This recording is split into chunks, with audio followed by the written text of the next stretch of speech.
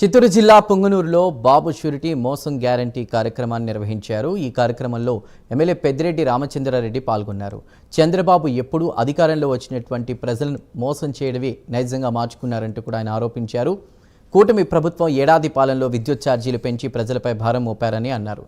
తల్లికి వందనం పూర్తి స్థాయిలో అమలు చేయలేదని, కేవలం 3,000 కోట్ల రూపాయల నిధులను మాత్రమే మంజూరు చేశారని అన్నారు. బాబు షూరిటీ మోసం గ్యారంటీ కార్యక్రమాన్ని గడప గడపకు తీసుకువెళ్లాలని పెద్దిరెడ్డి రామచంద్రారెడ్డి కోరారు.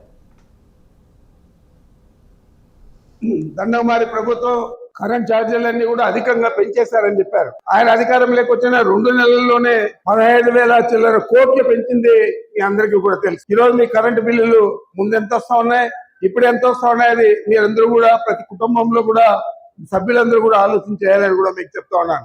ఏది కూడా మాట చెప్తాడు, అధికారంలోకి వస్తాడు. వచ్చిన తర్వాత మనం చూసాం 2014లో కూడా ఆయన అధికారంలోకి వచ్చాడు. ఆ రోజు కూడా అనేక హామీలు ఇచ్చాడు, ఏదైనా అమలు చేస్తాడని అడుగుతా ఉన్నాడు. ఈ రోజు కూడా అదే పరిస్థితి. ఒక సంవత్సరం రోజులు అయితే ఉంటే అరకొర పెన్షన్లు ఇస్తా ఉన్నాడు.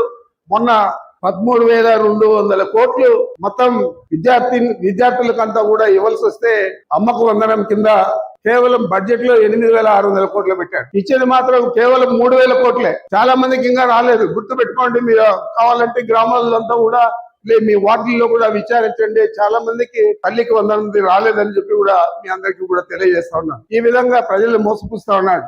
ఆ రోజు హద్దులు లేవు, ఉచిత బస్సు అన్నాడు. ఈ రోజు హద్దులు పెట్టాడు.